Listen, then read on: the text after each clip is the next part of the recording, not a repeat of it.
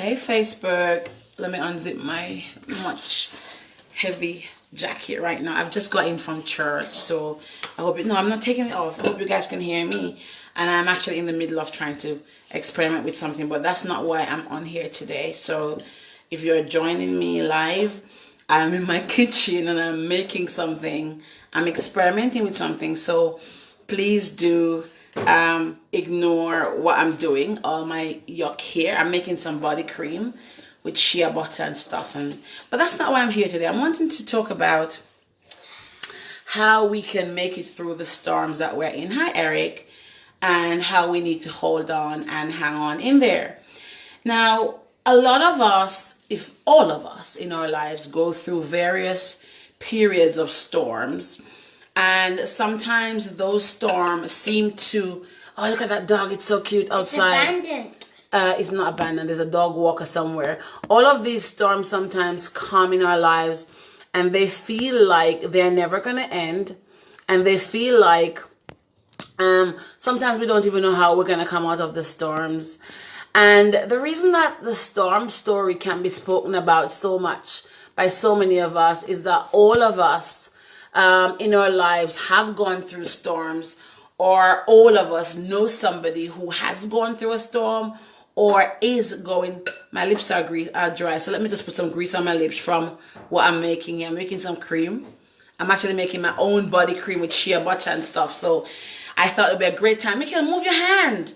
Thought it would be a great time to have this conversation while I go through this storm of trying to get this butter off the blender, the mixer. Anyway, so all of us know somebody who's been through a storm. Each of us has gone through our own storm. Or as I speak right now, some of us on here may even be going through a storm. And one of the things I know about storms is that they come to test us, but they also come to take us to another level. They come to elevate us. They come to teach us sometimes that we have more within us than we really even sometimes realize. And the thing about storms is that sometimes we get so lost in the storm itself. Hi Keisha, hi Val. We get so lost in the focusing on the storm that we miss. Can I have some olive oil, please? That we miss what the storm is there to teach us, and we miss the tools and the skills that we have to weather the storm. And I have been guilty of that. There have been times in my life, thank you, pouring some olive oil in because it's a little bit too thick and my mixer has stopped on me. So for those of us who are joining me, I'm making some body butter while I do my Facebook Live. And I've got shea butter from Ghana and some almond oil and some cinnamon oil and all kind of things going on here. So going back to that is that all of us have gone through our storms, and when the storms come, sometimes we are so focused on the storm itself that we fail to see what the storm is teaching us, why are we going through the storms, and all the valuable lessons that are there in the storm for us. But more importantly, we fail to realize that we were prepped for the storm. When we were going through certain stuff, we were being prepared for the storm. And I'll give you an example. When I think about my own life today, and welcome everyone. Hi Afra. Afra, you'll be proud of me. I am making body butter to put on my gorgeous skin. Can you see my face? I've been using my own butters. I've been making my own butters, experimenting with my own hair stuff. And I'll tell you guys more about that later. So there you are, guys. I'm making body butter, okay? So when we go, my own life is that I've been through so many storms, right? And I did not realize when I was younger, and even when I was older, because I'm not old, I'm still young. Look at my face. I'm gorgeous. I'm young. I'm fresh. I'm beautiful. I don't look like I have been through any storm, right? Look at my face. Like natural beauty, don't need a lot of makeup to be no, queen, right? So there you go. So this is the face of somebody who has weathered many storms. Me right here. Please need some. I'll send you some. Can you stop, boy? So when I was going through my storms, right, I did not realize. Can I have some more olive oil, please? I did not realize what I was being prepared for. But one of the things that I learned was that during those storms, and I learned them now, was that I was being prepared for something bigger and greater, and I was being prepared, and all of the skills that I needed, I was being given them. Method of making banana fritters. Girl, send me some banana fritters. I can eat some today. So what I want to say to you guys who are going through a storm, I was sitting in church today and I was seeing somebody, a sister of mine. I can tell that she's going through a storm. I shouldn't be on my Facebook, but I kind of just jump on my Facebook in church. And I saw a sister who I could tell was going through a storm. And I want to say to you that you must hold on in the storm, because that storm is preparing you for another level. That storm is preparing you for something bigger and something greater that's about to come your way. And if you get so focused on the storm itself, you miss where you're supposed to go. You miss what the lesson in that storm. Oh, my thing's not working. It's broken down. Hi, Gaveth. You miss where you're supposed to go in that storm. You miss the lessons you're meant to learn in that storm. And you give up just at the point where your breakthrough is to come through. And as the issues around the world become so much more, there's shootings and terrorism, and the economy is bad, and Donald Trump is being a fool, and Brexit is happening, and there are so many things around us. Each of us on this Facebook Live and on the replay, we all have our individual struggle. For some of us, it's our weight, like me. For some of us, it's our health. For some of us, it's our children. For some of us, it's finances. For some of us, it's our houses. For some of us, it's so many things. It's ginormous, right? We all have a lot of struggles and a lot of storms. But let me tell you one thing that we all have in common, despite our storms. Hi, Pamela. I haven't seen you in ages. Hi, Gaveth. Gaveth, I'm making body butter. So you'll be proud of me, right? One of the things that we all have in common, despite our storms, is that within our DNA, there is the ability to cope, there's the ability to overcome, there's the ability to really rise above it. But we need the tools, the skills, we need our community, we need cheerleaders, we need people around us. Yeah, look at my skin. Can you see the difference? I've been making my own hair products, and I've been experimenting with my own face products. And I'm just loving it. I think I look younger since I've started using my own products. Can't tell you my secret yet. I'm still experimenting. So today's Sunday, I'm making body butter, right?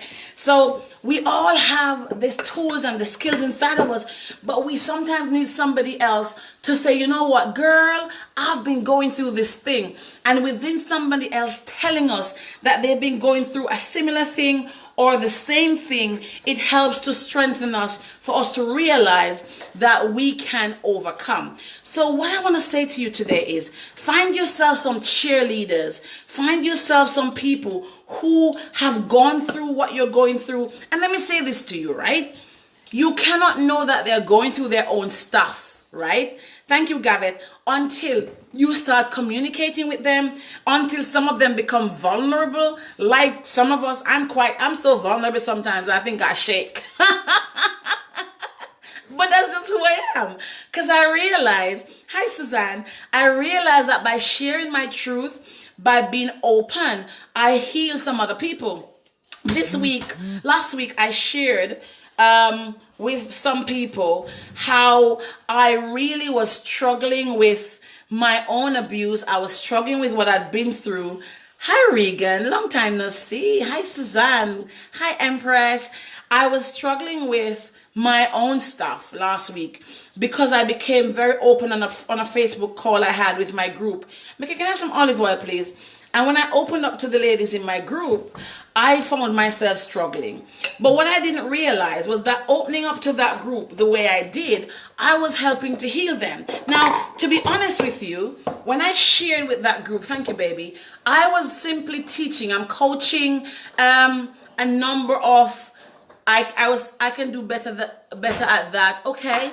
There you are, Gaveth. I was talking to them and I was telling them, I was teaching them book writing. So as you guys know, I help people to write their books. And by the way, I'm starting a new book group in April.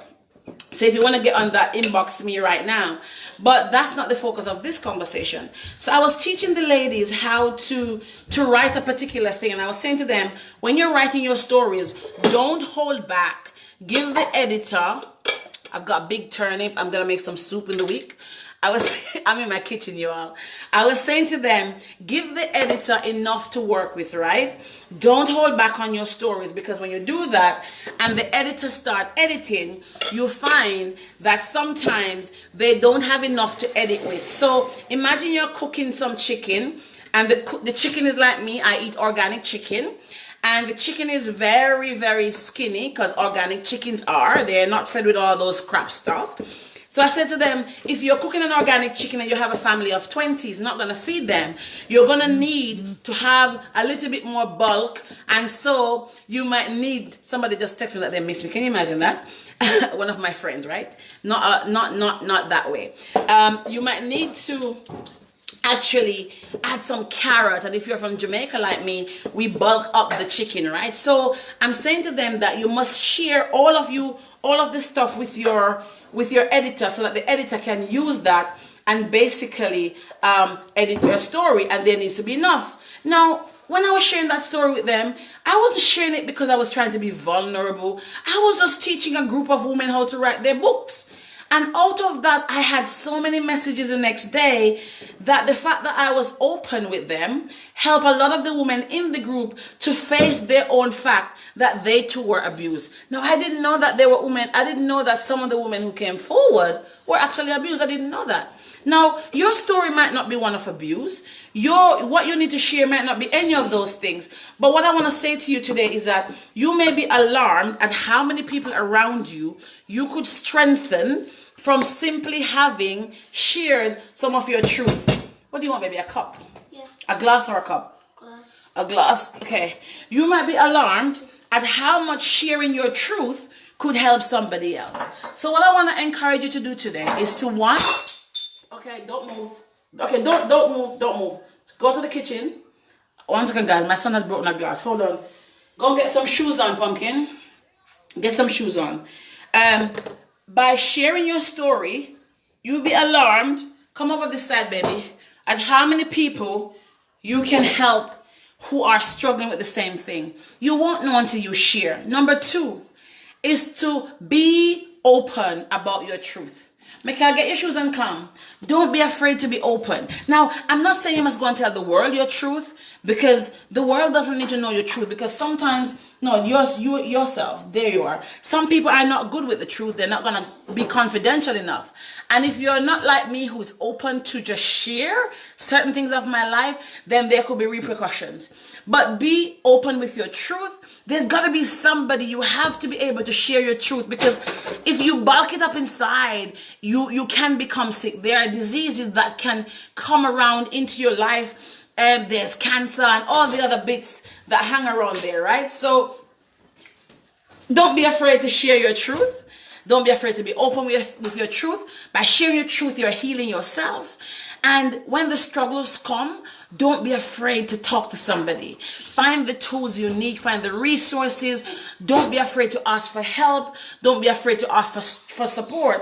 But more importantly, know this, that whatever you're going through right now is temporary. Know that wherever you are right now is not where you are going to be for the rest of your life. Know that every race that starts has an end. The same thing with your challenges. It must come to an end. But also understand that your challenges are preparing you for another level. It's preparing you for your blessings. It's preparing you. Don't go. Leave it right there, because the glass is on the floor. Sorry, my son has broken a glass. Don't go there. Take the drink and go. Know that your struggles are going to be over, and it's not going to be forever. And I'm proof of that. Like, I can just, if I can just say to you, I raise a hallelujah, because my life and the things I've been through, I should never be looking so good. Right? And I should never be so okay, right? But the reality is that I've come to learn that I have the tools and the people I can go to, and by sharing with you guys, sometimes you don't know the strength you give me by just saying, Ava, it's okay, we're here, we love you, we support you. That's reciprocal, right? I pour into you, you pour into me back. And in the same way, you can find, I've got cream and butter on my hand, and I don't want to put it in my hair because it's going to be too messy. You can support somebody else, you can get from somebody else, but you cannot get it unless you ask, unless you can be open. And some of us are damaging our bodies and our minds because we're afraid to be open and vulnerable. And it's a reality of it that I'm so open, and some of you can just be so open, and some of us are not so open. So here's what we do. For those who are not so open, let us open ourselves. For those of us who are open, to allow them to feel free to share. I had some people in my inbox this week, they were afraid to come public, and I respect that. But they came into my inbox privately because I said to them, the storm will be over.